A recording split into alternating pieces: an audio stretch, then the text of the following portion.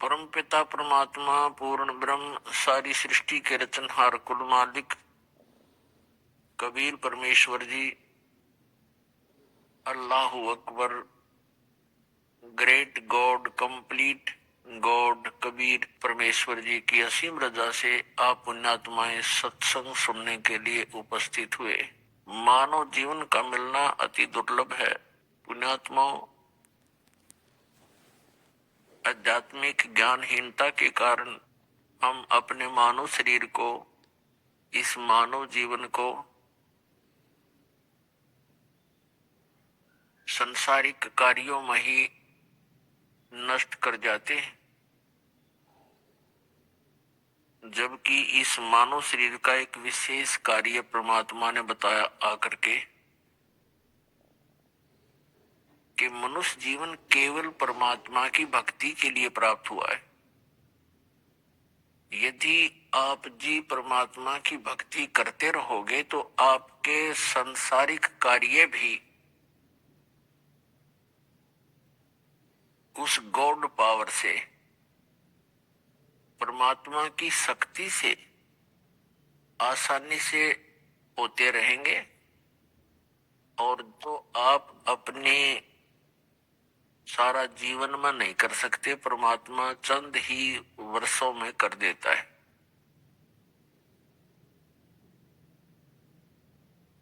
चाहे पृथ्वी का राजा हो, कितना धनी व्यक्ति हो,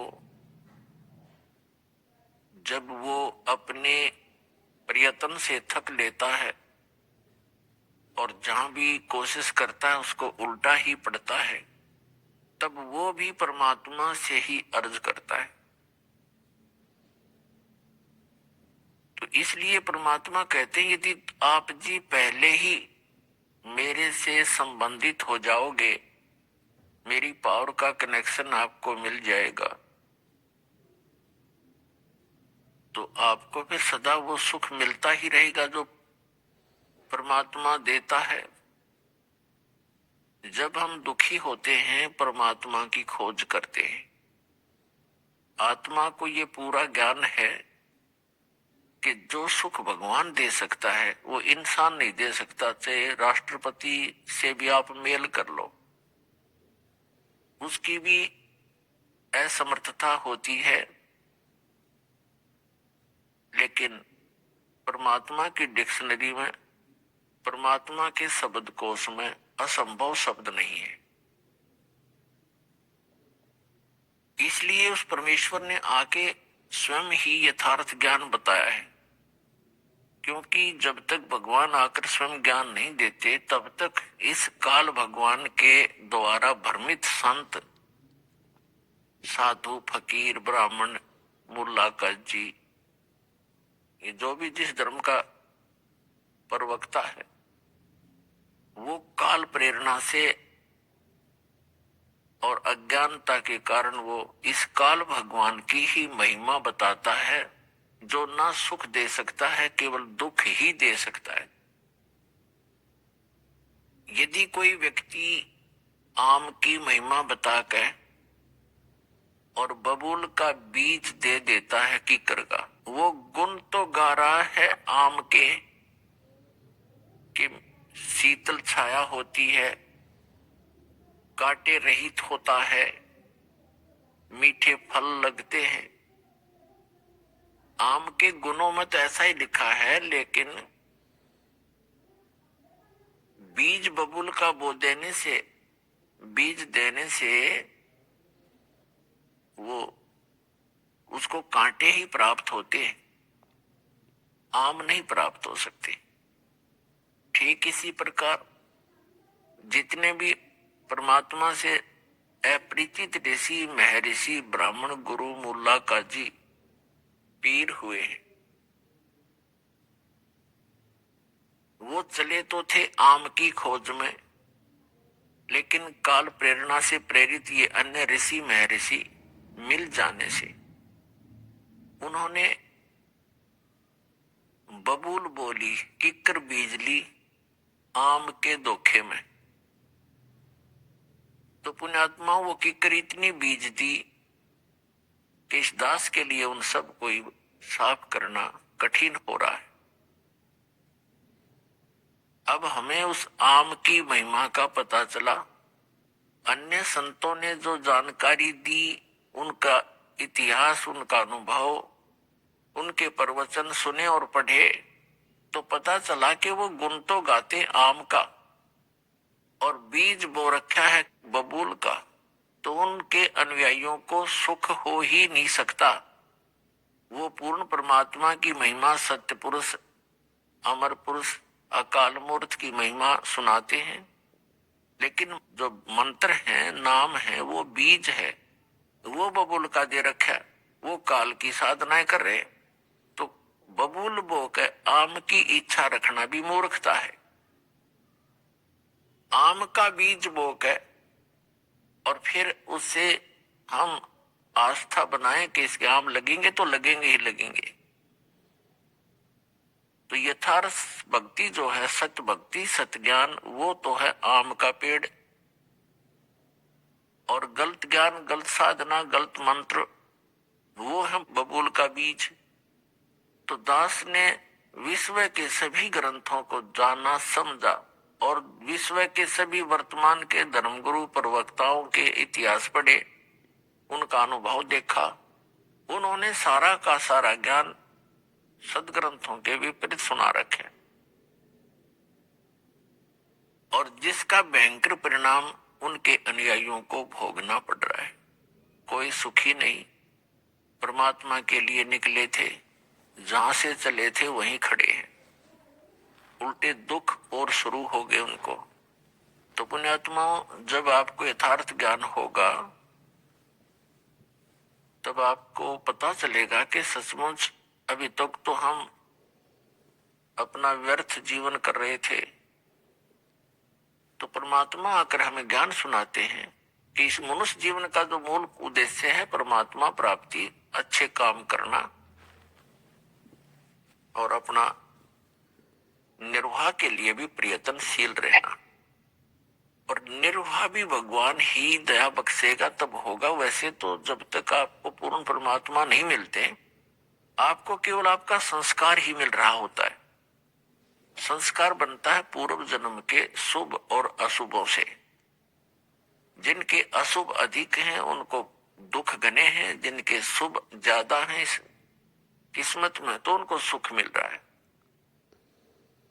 और जिनके संस्कार में, जिनके प्रारब्ध के अंदर, किस्मत के अंदर सुख है, वो चाहे कोई साधना कर रहे हैं या ना कर रहे हैं और कितने पाप कर रहे हैं, तो वो सुखी ही नजर आते हैं हमारे को, क्योंकि उनके पूर्व जन्म की वो बैटरी चार्ज है जो उसने पहले जन्म जन्मांतर में कर रखी है। अर्थात शुभ कर्म संचित कर रखे हैं, संग्रह कर रखे, और वो उसके काम कर रहे हैं। अब चाहे वो भक्ति करे या ना करे, उसको वो तो मिलेगा ही मिलेगा। और जिस दिन वो पुण्य समाप्त हो जाएंगे, उसकी वह बैटरी डिस्चार्ज हो जाएगी, क्योंकि आगे चार्जर ठीक नहीं। भविष्य की जो भक्ति है वो शास्त्र अनुकूल नहीं है, जिस कारण से फिर वो उस व्यक्ति पर आपत्ति पड़ेंगी,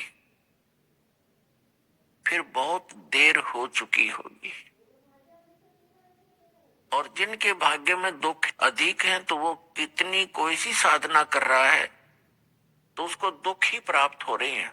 और उन दुखों के निवारण के लिए वो परमात्मा की खोज में निकलता है। वो जहां भी जाता, ये काल के एजेंट बैठे हैं, वो बेचारा हार थक के और अपना जो हानि है उसको प्राप्त ही कर लेता है और रो रो के अपना समय व्यतीत करता है। तो पुण्यात्माओं, पूरे विश्व में एक ही भगवान है, सबका मालिक वही है, पापों का नाशक वही है, सुखदायी परमात्मा वही है, मोक्षदायक वही है। उसकी भक्ति हमारे तक पहुंची नहीं, और जब वो भक्ति उसकी मिलेगी तो दुख नहीं रहेंगे, वो सुख का सागर है। तो वो भक्ति इस दास के पास है, परमात्मा ने मेहर करी है इस दास के।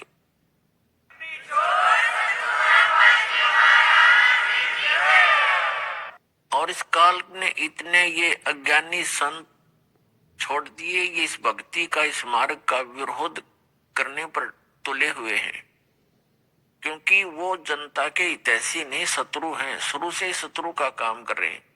और इस मार्ग में जो बाधा कर रहे हैं परमात्मा के में, तो वो एक घोर पाप को इकट्ठा कर रहे हैं, बाद में पछताएंगे वो। तो इसलिए आप जी का कर्तव्य बनता है कि प्रत्येक प्राणी को, अपने मित्र को, भाई को, बहन को, रिलेटिव को समझाएं, काल के जाल से निकालो उनको। वो भयंकर दुख का सामना कर रहे हैं और इस मनुष्य जीवन को नष्ट करके आगे जो उनके ऊपर कहर टूटेंगे, वो पुण्यात्माओं अभी पता नहीं उनको। और इस परमात्मा की शरण में आने से वो हर दुख से छूट जाएंगे। एक प्राणी को उस गलत साधना से हटाकर इस कबीर परमेश्वर के इस सत्य मार्ग से जोड़ने का इतना पुण्य है उस व्यक्ति को, जो उसको वहां से सुलझा समझा के भगवान के दरबार में ले आता है। इतना पुण्य होगा जैसे करोड़ गौओं को और हत्थे में कटते हुए बचा दी जाए, करोड़ गायों को कसाई से छुटवा दिया जाए जो काटने को तैयार है।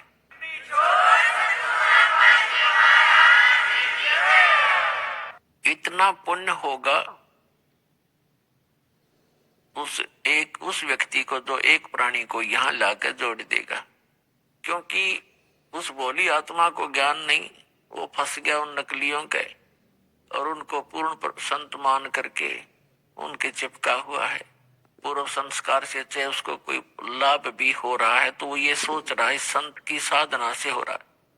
अब संत की साधना का तो इस दास के साधना से तुलना करके पता चलेगा वो ठीक है कि गलत।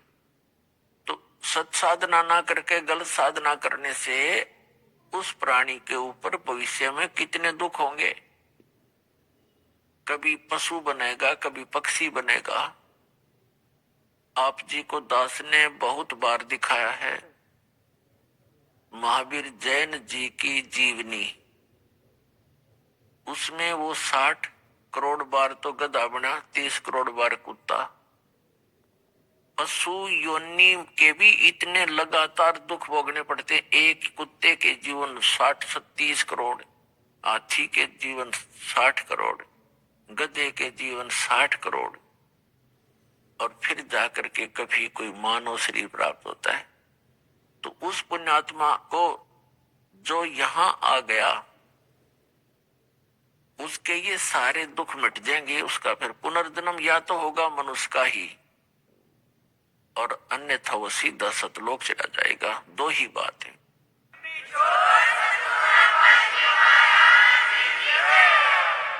लेकिन दास ये प्रार्थना करेगा कि पुनर्जीवन मनुष्य का भी ना प्राप्त करने की इच्छा रखना।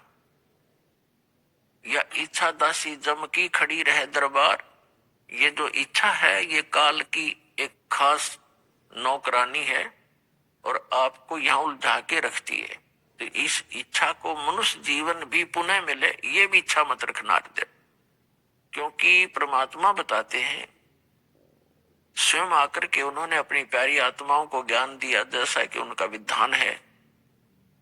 आप जी को बहुत बार समझाया है, बताया है कि वेदों के अंदर पूर्ण परमात्मा की महिमा का गुणगान है, लेकिन इन चारों वेदों में उस परमात्मा के पाने की विधि नहीं है। तो जब तक विधि नहीं है तो वो ज्ञान अपने स्थान पे है, और विधि नहीं मिली तो वो ज्ञान भी व्यर्थ है। इसलिए गरीबदास साहिब जी ने कहा कि 4 वेद और पुराण 18, 4 वेद और पुराण 18 ये एक उज्जड़ घेरा है। घेरा कुआं बोलते हैं जिसमें पानी ना हो, गहराई बहुत हो उसकी, और गिर जाए तो उसमें निकलने का रास्ता नहीं, ना मरे ना जीवे। कहते हैं ये जो ज्ञान है वेद सत्र का, पुराण सत्र का, कहते हैं यो एक उज्जड़ घेरा है। और सत मार्ग तो इससे उचेरा है, अलग है, ऊंचा है।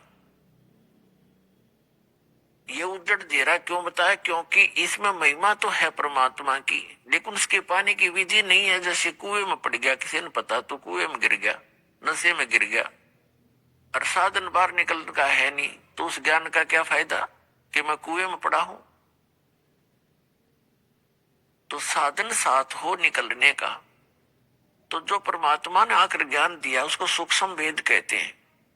और जिन महापुरुषों को परमात्मा मिले हैं उनको जो ज्ञान दिया है वो उस परमात्मा के सूक्ष्म वेद का समर्थन करते हैं, क्योंकि उन्होंने परमात्मा को आंखों देखा है। वो सचखंड गए हैं, सतलोक गए हैं, फिर उनको भगवान ने वापस छोड़ा है, तो वो पक्के गवाह भगवान के।